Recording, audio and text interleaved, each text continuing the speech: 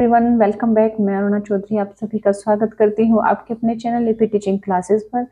तो अगर आप चैनल पर पहली बार आए हैं तो चैनल को कर ले सब्सक्राइब। हम यहाँ पर पर डे डिस्कस करते हैं साइकोलॉजी और उससे संबंधित इंपॉर्टेंट क्वेश्चन। आज हम यहाँ पर डिस्कस करेंगे सीटेट का ओल्ड पेपर जो कि 2022 1 जनवरी को हुआ था और ये थर्ड पार्ट है। मतलब इससे पहले हम दो जो सेट है वो डिस्कस कर चुके हैं और थर्ड पार्ट को हम दो पार्ट में डिवाइड करके यानी 15-15 का जो है क्वेश्चन के साथ में एनालिसिस करेंगे, क्योंकि पार्ट बहुत ज़्यादा जो है लेंथी हो जाता है। तो इस वजह से तो आपने 10 से 15 मिनट निकाल लीजिए और चलिए इसी के साथ में स्टार्ट करते हैं। हर एक क्वेश्चन काफ़ी जो है इंटरेस्टेड है। सेकंड लेवल का ये पेपर है, यानी कि 6 to 8 तक का ये लेवल रहेगा और ये सभी आपके टीचिंग एग्जाम्स में हेल्प करेगा। तो इसी के साथ स्टार्ट करते हैं। फर्स्ट क्वेश्चन है आपके सामने। तो क्वेश्चन पूछ रहा है कि बाल विकास में संवेदनशील, संवेदनशील यानी कि सेंसिटिव अवधि, अवधि मतलब पीरियड का क्या अर्थ है। यानी कि बाल विकास यानी कि जो बच्चा बड़ा होता है उसकी ग्रोथ होती है, उसका डेवलपमेंट होता है। जब वो बड़ा हो रहा है, ग्रो कर रहा है, तो कोई ना कोई पीरियड उसकी लाइफ में ऐसा आता है, उसकी लाइफ में कोई ना कोई स्टेज ऐसी आती है जो बड़ी सेंसिटिव रहती है, जो बड़ी सेंसिटिव होती है, संवेदनशील होती है। तो इस संवेदनशील अवधि का अर्थ क्या होता है, तो वो आता क्यों है? वो केवल इसलिए कि संज्ञान और सीखने में तेजी से प्रगति से वो संबंधित है, या फिर विशिष्ट क्षमताओं के विकास के लिए इष्टतम अवधि है। विशिष्ट क्षमताओं के विकास के लिए इष्टतम अवधि यानी कि ज्यादा से ज्यादा स्किल्स को डेवलपमेंट करने के लिए वो बहुत ही अच्छा पीरियड है। या फिर वह काल जिसमें केवल भाषीय विकास को गति दी जा सके, या फिर वह अवधि जिसमें शारीरिक वृद्धि चरम पर हो। क्योंकि हम बात कर रहे हैं यहाँ पर विकास की, तो विकास में दोनों पक्ष आ जाते हैं, केवल शारीरिक वृद्धि की हम बात नहीं करेंगे। ठीक है, ये भी आपको ध्यान रखना है, हर एक पॉइंट पर आपको ध्यान देना है, तभी आप आसानी से आंसर ले पाते हो। वह काल जिसमें केवल भाषी यानी कि केवल लैंग्वेज डेवलपमेंट की बात नहीं हो रही है, ओवरऑल डेवलपमेंट की बात हो रही है, तो ये भी गलत है। और केवल संज्ञान, क्योंकि जहां पर भी आपको देखना है कि ये कीवर्ड होते हैं, केवल वर्ड अपने आप में नकारात्मक है।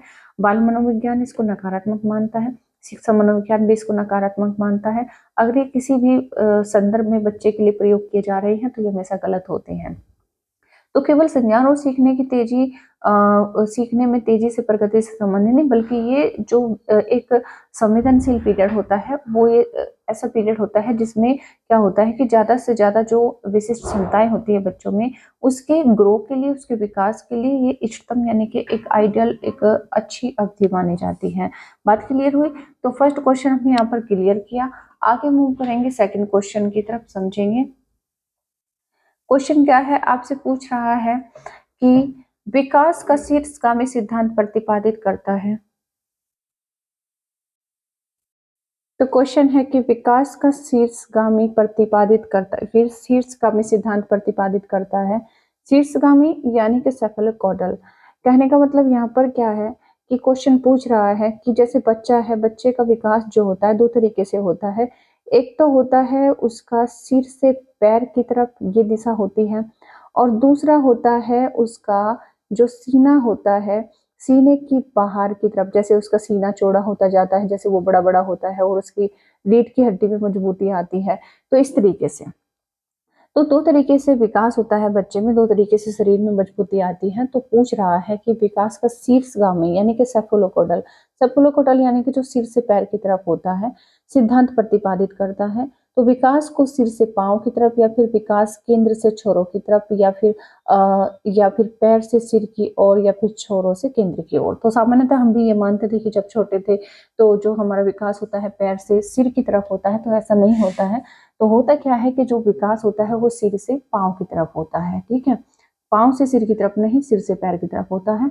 और दूसरी बात, अगर क्वेश्चन पूछा जाए प्रोक्सिमोडेस्टियल से, या फिर पूछ लिया जाए कि जो विकास होता है केंद्र से छोरों की तरफ, तो उसको क्या कहेंगे? उसको हम प्रोक्सिमोडेस्टियल यानी कि जो केंद्र होता है, सीना होता है, सीने से बाहर की तरफ जो विकास होता है। ठीक है, तो इस तरीके से इसका आंसर हो जाएगा option number A. Question number 3 है कि किस अवधि के दौरान, किस अवधि के दौरान विचार यानी कि जो थॉट्स होते हैं वो अमूर्त और आदर्शवादी हो जाते हैं। यहाँ पर अमूर्त है यानी कि एब्स्ट्रैक्ट है, और आदर्शवादी यानी कि आइडियल। उसमें एक लॉजिक आ जाता है, एक लेवल आ जाता है। ठीक है, यानी कि बेफिजूल की बातें उसमें नहीं होती है। तो वह कौन सी अवस्था होती है? तो अवस्था की बात करें तो चूंकि अवस्था में तो कोई तर्क ही नहीं होता, कोई विचार बच्चे के पास में नहीं होता है। प्रारंभिक बचपन में विचार होता है, लेकिन वो उसका जो प्रकार होता है वो कैसा होता है? वो होता है प्रतीकात्मक। कैसा होता है? प्रतीकात्मक होता है। ठीक है, सिंबल्स के बेस पर बच्चा विचार करता है। मध्य बचपन में विचार करता है तो वो उसका प्रकार हो जाता है मूर्त प्रकार का। लेकिन बात हो रही है क्योंकि अमूर्त की, तो आदर्शवादी की, तो यह विचार आ जाता है बच्चे में किशोर अवस्था में। ठीक है, ये बात क्लियर हुई। क्वेश्चन नंबर 4 है, पूछ रहा है आपसे कि पियाजे के सिद्धांत में संज्ञानात्मक प्रणाली, पियाजे के सिद्धांत से क्वेश्चन है, पियाजे के सिद्धांत में संज्ञानात्मक प्रणाली के लिए स्कीमाओं को पुनर्व्यवस्थित करना, पुनर्व्यवस्थित यानी कि उसको एकोमोडेट करना, एवं स्कीमाओं में जोड़ने यानी कि एजिमिलेशन करने को हम क्या कहते हैं? यानी कि जो पूरा प्रोसेस है ये किससे गुजरता है? एक तरह से इस पूरे प्रोसेस को हम क्या कहते हैं?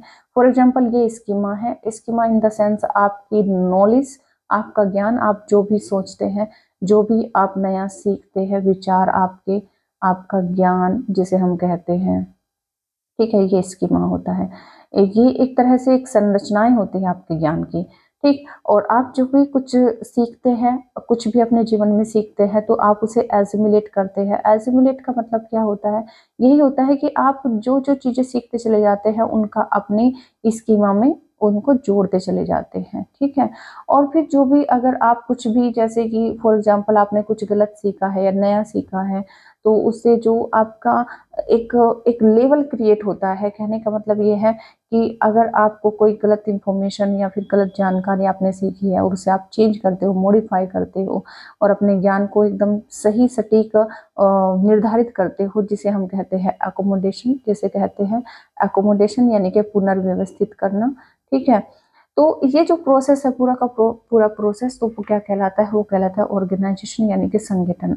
क्या कहलाता है? ऑर्गेनाइजेशन या फिर संगठन। ठीक है, तो ये था पियाजे की थोड़ी सी संबंधित। अगर आप एजिमुलेशन समझ गए, एकोमोडेशन समझ गए और स्कीमा किसे कहते हैं वो समझ गए। ठीक है, स्कीमाज क्या होता है? स्कीमाज होते हैं हमारी जो सूचनाओं का संग्रह, यानी कि आप भी बहुत सारी चीजें अपने जीवन में सीखे हैं, आपने भी जाना है, बहुत सी चीजों के बारे में आप जानते हैं, तो उनका आपको ज्ञान है, उनका आपको नॉलेज है, तो वो जो सूचनाओं का संग्रह है वही आपका स्कीमा है। ठीक है, जिस चीज के बारे में जितनी जानकारी आप जानते हैं, आपका स्कीमा उतना ज्यादा मजबूत होता चला जाता है। बात क्लियर हुई। क्वेश्चन नंबर 5 है, पूछ रहा है फिल इन द ब्लैंक्स करके कि निम्नलिखित में से बच्चे मानसिक रूप से समस्याओं को हल कर सकते हैं, लेकिन समस्याओं को स्वयं सामग्री से संबंधित होना चाहिए, न कि प्रतीकों से। कहने का मतलब यहाँ पर यह है कि प्रतीक के माध्यम से न सोचकर अब वो क्या सोचने लगा है? वो सामग्रियों के माध्यम से सोचने लगा है। यानी कि उसका जो वो क्या बोलते हैं, तर्क है, वो कैसा हो गया है? वो अमूर्त है या फिर मूर्त है या फिर संवेदी चालक है या फिर पूर्व संक्रियात्मक है। तो सीधी सी बात हमने लास्ट क्वेश्चन में भी डिस्कस किया है, अगर बच्चा समस्याओं को प्रतीकों के आधार पर नहीं बल्कि स्वयं सामग्री, किसी सामग्री से संबंधित करके उसे वो समझ रहा है, सोल्व कर रहा है, तो कौन सी अवस्था की विशेषता हमने अभी देखी थी? तो वो मूर्त संक्रियात्मक अवस्था की। क्योंकि समिति यानी कि शैशवावस्था जो पीरियड होता है, यहाँ पर बच्चे के पास में कोई तर्क नहीं होता है। तर्क नहीं होता, वो सिर्फ अपनी सेंस के माध्यम से, सेंसरी के माध्यम से चीजों को सीखता है। ठीक है, और अगर बात करें पूर्व संक्रियात्मक की, तो यहाँ पर प्रतीकों के माध्यम से चीजों को सीखता है, जो सिंबल्स होते हैं उनके आधार पर वो चीजों को सीखता है। तो चूंकि बात तो पूछ रहा है यहाँ पर सामग्री के माध्यम से, तो सामग्री से संबंधित करके, यानी कि उसके सामने जो ऑब्जेक्ट्स है, जो भी खिलौने हैं, जो पदार्थ है, या फिर कह सकते हैं कि कोई घटना सामने घटित हो रही है, तो जब इस आधार पर बच्चा सीखता है तो वो मूर्त संक्रियात्मक अवस्था में होता है, जिसे हम कह सकते हैं कि बच्चा 7 से 11 की अवधि में है।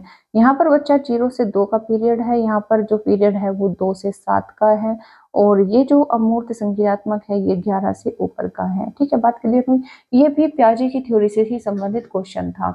क्वेश्चन नंबर है 6, पूछ रहा है आपसे कि सामाजिक निर्माणवादी सिद्धांतवादी बच्चे को किस तरह से देखते हैं।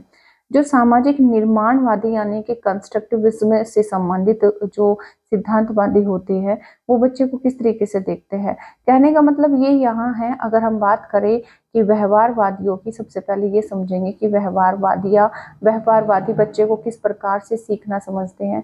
तो व्यवहारवादी तो बच्चे को क्या मानते हैं, एक कोरी स्लेट मानते हैं। क्या मानते हैं, कोरी स्लेट। उनका कहना यह है कि बच्चों को सब कुछ अभ्यास से, अनुकरण से, प्रैक्टिस से सिखाना पड़ता है।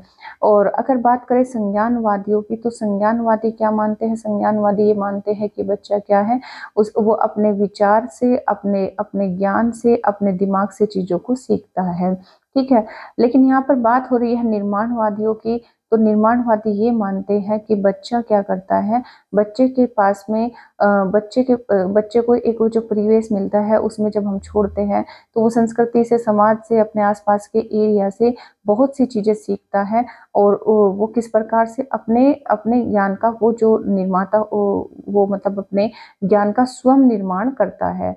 कैसे करता है, स्वयं निर्माण करता है। इसी वजह से उसको क्या होना पड़ता है, एक तरह से एक्टिव रहना पड़ता है। और एक्टिव की परफॉर्मेंस में जब वो रहेगा, इन चीज़ों के संपर्क में जब वो रहेगा, एक्टिव रहेगा, तो बहुत सी चीज़ों का, अपने ज्ञान का वो स्वयं निर्माण कर लेगा। तो यहाँ पर जो आंसर है कि वो कोई स्लेट नहीं है, ज्ञान के निष्क्रिय प्राप्त करता नहीं है, वो ज्ञान के निर्माण में सक्रिय ज्ञान के निर्माण में शामिल सक्रिय प्राणी है। ठीक है, तो सिद्धांतवादी बच्चे को ऐसा मानते हैं। बात क्लियर हुई। क्वेश्चन नंबर 7 है, पूछ रहा है आपसे छात्रों के बीच संवाद को प्रोत्साहित करना और पाठ प्रदान करना किसका उदाहरण है। जो छात्रों के बीच में कम्युनिकेशन होती है और जब उनको कोई प्रॉब्लम होती है किसी क्वेश्चन में, किसी भी सिचुएशन में, तो उनको एक हेल्प के रूप में एक पाठ, एक स्कैफोल्डिंग प्रदान कर दिया जाता है। तो ये जो उदाहरण है किसका है, तो ये संयुक्त विकास का क्षेत्र बनाना यानी कि ZPD का उदाहरण है। ZPD होता क्या है कि फॉर एग्जांपल हमने बच्चे को एक क्वेश्चन सोल्व करने को दिया, एक पोयम याद करने को दी है जो कि 10 लाइनों की है, तो अपने आप से उसने 4 लाइनें याद कर ली है। आगे की लाइनें याद करने में उसे प्रॉब्लम आ रही है, और अगर प्रॉब्लम आ रही है तो वो यहीं पर जो बाकी 6 लाइनें बची है, ठीक है, वो इनको याद नहीं कर पाएगा। तो याद नहीं कर पाएगा तो आगे का क्षेत्र वो खाली रह गया, जिसे हम कहते हैं ZPD। ठीक है, खाली रह गया। अब इसके अंतर को भरने के लिए, इसे कम्प्लीटली खत्म करने के लिए हम क्या करेंगे, उसको किसी ना किसी माध्यम से, तरीके से, दूसरे तरीके से सिखाएंगे, हेल्प करेंगे, ताकि वो इस पूरे के पूरे एरिया को कवर कर ले। और यहाँ तक कि जो छह लाइनें हैं उनको पूरा करके वो पूरी 10 लाइनें याद कर ले, जिससे कि ये पूरा क्षेत्र न बन पाए। और ये जो ZPD है, ये एक तरह से इस अंतर को भरने के लिए बच्चे को पार्ट यानी कि हेल्प, एक संकेत, एक मदद के रूप में उसको दिया जाता है। पार्ट का मतलब यही होता है कि अगर उससे कहीं प्रॉब्लम आ रही है तो आप उसे कोई हेल्प दो, किसी भी रूप में दे सकते हैं, आप उसे संकेत कर सकते हैं, इंडिकेशन दे सकते हैं, कोई एग्जाम्पल दे सकते हैं, कोई उदाहरण देकर उसे बताए, जिससे बच्चा समझ जाए और थोड़ा सा उसे हेल्प मिल जाए और वो पूरे साल पूरी जो है अपनी प्रॉब्लम सॉल्व कर ले, पूरी पोयम याद हो जाए, पूरा क्वेश्चन सोल्व हो जाए। तो इस तरीके से जो ये जो उदाहरण है, किसका है, संयुक्त विकास का क्षेत्र बनाना यानी कि ZPD, जिसे creating a zone of proximal development हम इसे कहेंगे। ठीक है, ये वाइगोत्स्की की थ्योरी में हम पढ़ते हैं। कॉन्सेप्ट को समझने के लिए आप पूरी की पूरी थ्योरी प्लेलिस्ट में जाकर वॉच कर सकते हैं। क्वेश्चन नंबर 8 है कि किसने प्रस्तावित किया कि नया ज्ञान बच्चे में मौजूदा ज्ञान और समर्थन ज्ञान के साथ जानने में सक्षम होने के बीच के अंतर में निर्मित होता है। कहने का मतलब वही है कि बच्चे को जो नया ज्ञान है, नया ज्ञान बच्चे के मौजूदा ज्ञान में, ठीक है, बच्चे के पास में जो एक तरह से अपना ज्ञान है, जिस तरीके से वो किसी क्वेश्चन को सोल्व कर सकता है, किसी पोयम को याद कर सकता है, तो वो उसका मौजूदा ज्ञान है। ठीक है, और समर्थन ज्ञान यानी कि जो उसको हेल्प कर दी गई है, थोड़ा उसको एग्जाम्पल के माध्यम से या फिर किसी भी कहानी तरीके के माध्यम से उसको जो हेल्प कर दी गई है, तो बाकी उसको जानने में, पूरी कहानी जानने में, पूरा क्वेश्चन, पूरी जो है चीजों को, कॉन्सेप्ट को समझने में जो मदद मिली है, उसमें जो सक्षम हो जाता है। ठीक है, तो इन दोनों के बीच में जो अंतर निर्मित होता है उसे समझाने की कोशिश किसने की है, जैसे कि अपनी हमने लास्ट क्वेश्चन में देखा भी है। तो ये है पूरा का पूरा कॉन्सेप्ट किसका, लेव वाइगोत्स्की का, जो कि वो ये कहते हैं कि फॉर एग्जाम्पल यहाँ पर जो बच्चा, हमने जिसे एक पोयम याद करने के लिए दी थी जो 10 लाइनों की थी, वो खुद से 4 लाइनें याद कर पा रहा था और हमने उसको हेल्प कर दी है, तो वो बाकी 6 लाइनें भी उसने याद कर ली है। तो इस तरीके से उसने पूरा का पूरा ये जो अंतर है, इसको ये बीच के अंतर को निर्मित करने में वो सक्षम हो गया है, इसको भरने में वो सक्षम हो गया है।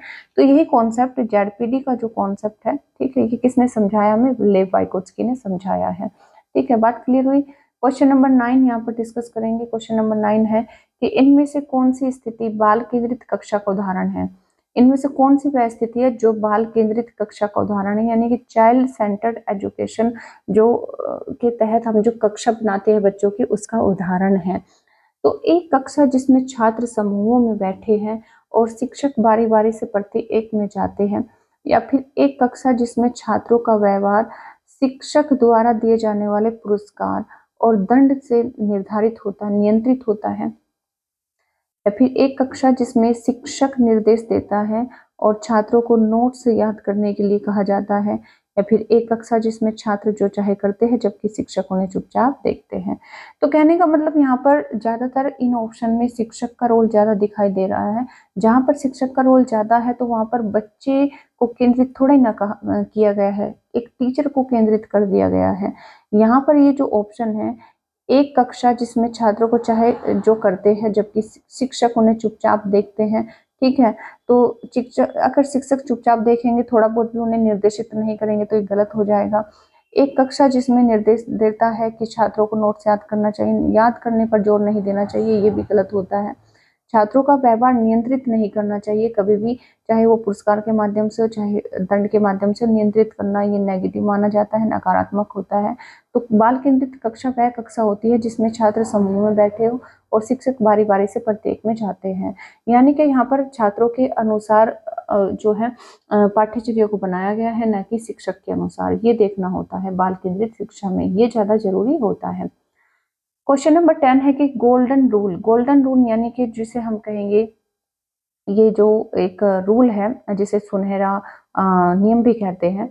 तो गोल्डन रूल में प्रदर्शित आदर्श पारस्परिकता का विचार कोहलबर्ग के अनुसार नैतिक विकास के किस चरण की प्रमुख विशेषता है?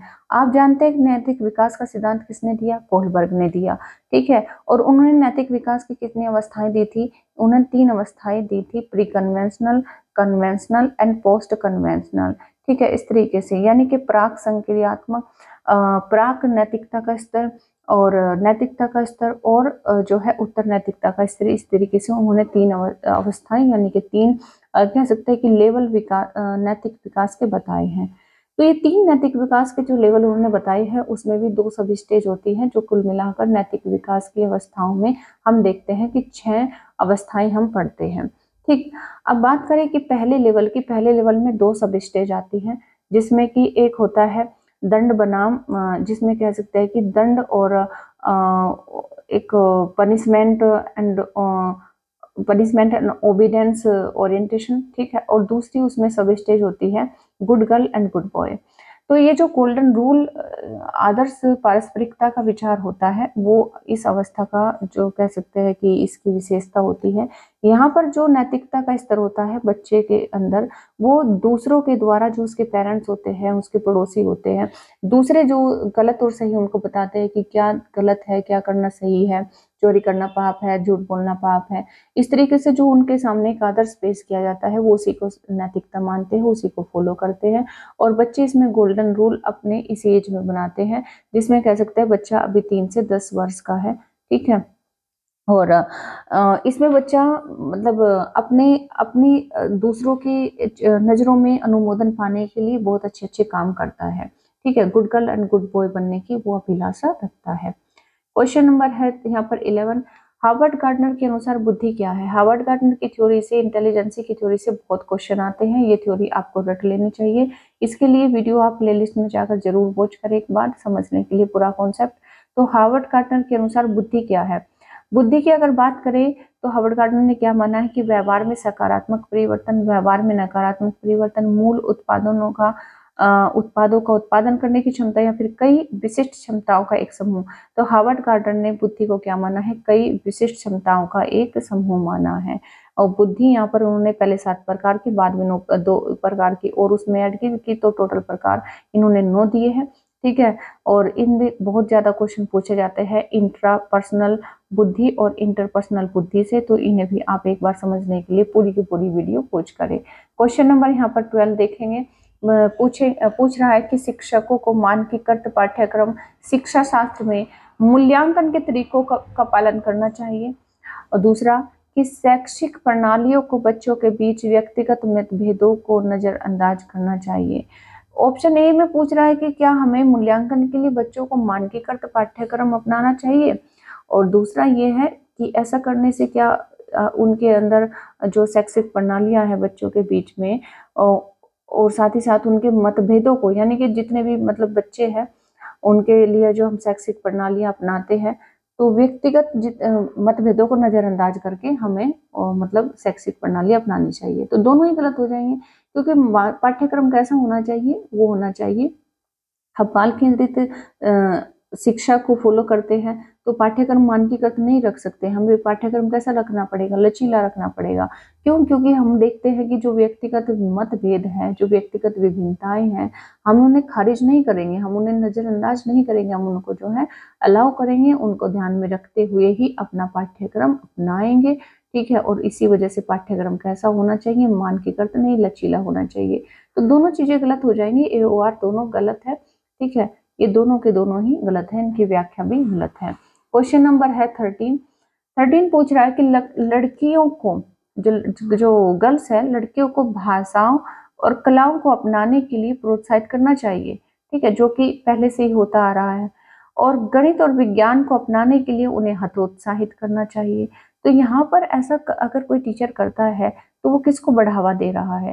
कहने का मतलब कि समाज में जो काम लड़कियों के लिए बनाए गए हैं कि तुम सिर्फ ड्राइंग कर सकती हो, तुम नाच गाना कर सकती हो, तुम इस तरीके की जो है कलाओं का तुम्हें ज्ञान होना चाहिए, और ना कि गणित और विज्ञान का। क्या करोगी, तुम्हें आखिरकार शादी तो करनी है लास्ट में जाकर। तो ऐसे अगर कोई विचार रखता है कोई टीचर या फिर कोई भी, तो वो क्या है, वो जेंडर समानता को बढ़ावा दे रहा है, या फिर जेंडर स्थिरता को, या फिर जेंडर भेदभाव को, या फिर जेंडर सशक्तिकरण को। तो वो कर रहा है जेंडर डिस्क्रिमिनेशन, यानी कि जेंडर भेदभाव। ऐसा करने से समाज में एक जो रूढ़िवादी विचार बना हुआ है, उस रूढ़िवादिता को वो मजबूत कर रहा है, उसे बढ़ा रहा है। ठीक है, रूढ़िवादी विचार यानी कि पारंपरिक विचार वो ऐसे विचार होते हैं जो घिसे पिटे हैं, जिन्हें समाज कई पीढ़ियों से फॉलो करता आ रहा है, जिनमें अभी तक बदलाव नहीं हुआ है, और जिसे कह सकते हैं कि घरेलू काम कौन करेगी, लड़कियां करेंगी, और बाहर के काम करेंगे लड़के करेंगे। लड़की थाली में नहीं खा सकती, लड़की ऊपर बैठकर नहीं खा सकती, लड़की इस तरह के कपड़े नहीं पहन सकती, लड़की अविवाहित नहीं रह सकती। तो इस तरह के जो विचार है, जो मान्यताएं हैं, अगर उसी तरह की टीचर पे बात करते हैं कि तुम्हें होम साइंस पढ़ना चाहिए, तुम्हें गणित और विज्ञान नहीं पढ़ना चाहिए, तुम्हें कला पढ़नी चाहिए, तुम्हें भाषाओं का ज्ञान होना चाहिए, तो सीधी सी बात है वो टीचर क्या कर रहा है, जेंडर भेदभाव कर रहा है। ठीक है, ये इससे क्वेश्चन बहुत ज्यादा आते हैं, ये मोस्ट इंपॉर्टेंट आपका जो है जेंडर वाला एक तो है टॉपिक है। क्वेश्चन नंबर 14 है कि निम्नलिखित में से कौन सा कथन सामाजिक रचनात्मक दृष्टिकोण के अनुसार भाषा और विचार के बीच सही संबंध का वर्णन करता है? आप इससे संबंधित जो वीडियो है वो प्लेलिस्ट में जाकर जरूर वॉच करें, आपको एकदम क्लियर हो जाएगा पूरा का पूरा कॉन्सेप्ट। पूछ रहा है आपसे कि वह कौन सा कथन है जो सामाजिक रचनात्मक दृष्टिकोण के अनुसार भाषा और विचार, क्योंकि भाषा जो है विचारों के बिना नहीं बोली जा सकती, तो भाषा और विचार के बीच संबंध का सही वर्णन करता है। तो इसमें ऑप्शन कौन सा हो जाएगा? भाषा विचार निर्धारित करती है, भाषा और विचार द्वारा शासित और निर्देशित होता है, भाषा और विचार के बीच जो संबंध है द्विदिशात्मक है, भाषा और विचार स्वतंत्र संज्ञानात्मक क्षमता है। तो आंसर हो जाएगा भाषा और विचार के बीच संबंध कैसा है, द्विदिशात्मक है।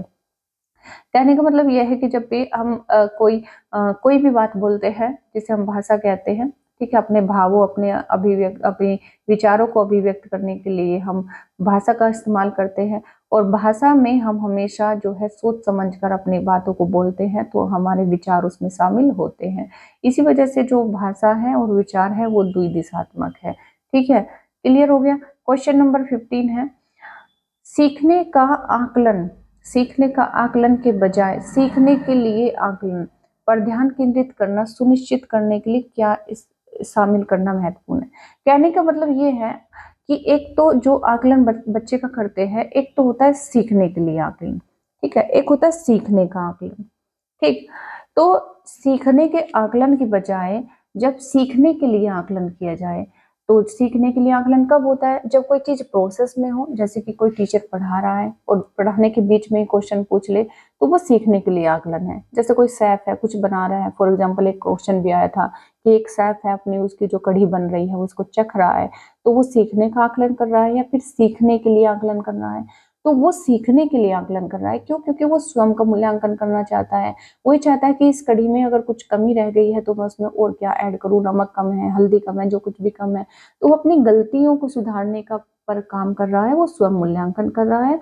और साथ ही साथ जैसे कि साथ में अगर कोई सीख रहा है तो उसका भी एक तरह से वो भी उस चीज को मूल्यांकित करता है। ठीक है। और इससे इससे हमें पता चलता है कि हमारे जो, जैसे कि कढ़ी का एग्जाम्पल हम ले रहे हैं, तो हमारी कढ़ी का गुण कैसा है, उसका रंग कैसा है, उसमें और क्या चेंज किया जा सकता है।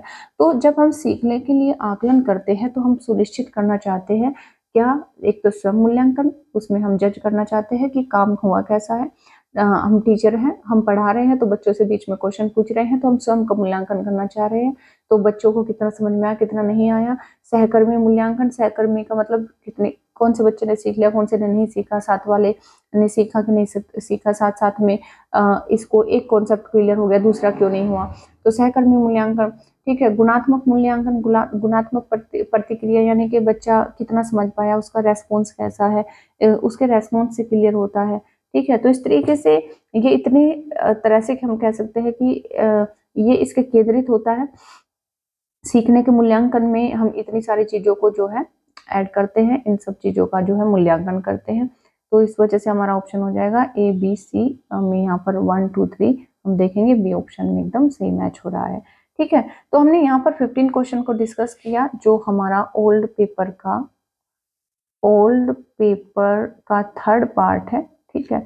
थर्ड पार्ट में हम, जो थर्ड पार्ट है उसके 2 पार्ट बना रहे हैं, और जिसमें हमने फर्स्ट पार्ट में 15 क्वेश्चन डिस्कस किए, सेकंड पार्ट में लास्ट जो 15 क्वेश्चन बचे हैं उनको हम डिस्कस करेंगे, यानी कि सेकंड पार्ट 16 to 30 रहेगा। तो इसी के साथ में मैं समझती हूँ, उम्मीद करती हूँ कि आपको ये ओल्ड सीटेट ओल्ड पेपर आप बहुत अच्छे से समझ रहे होंगे, अपनी तैयारी कर रहे होंगे। कोई भी क्वेरी हो तो ज़रूर बताएं, और इससे संबंधित अगर कोई भी डाउट रह गया हो तो वो कमेंट बॉक्स में कमेंट करके ज़रूर बताएं। क्लास कैसी लगी कमेंट करना ना भूलें, और अपनी लाइक शेयर सब्सक्राइब आप अपने इंटरेस्ट, अगर आपको क्लास अच्छी लगी है तो आप लाइक कर सकते हैं, बाकी लोगों को भी शेयर करना ना भूलें। तो मिलते हैं इसी के साथ में नेक्स्ट क्लास में, और अपने अच्छे से तैयारी करते रहिए। जहाँ पर भी जिस क्वेश्चन में आपको डाउट हो तो उससे संबंधित आप टॉपिक को जरूर वॉच करें, अपनी किताब में भी देखें, और उसे ज़्यादा से ज़्यादा एनालिसिस करें, बार बार उसको रिवाइज करें, क्योंकि आपका एग्जाम नज़दीक है।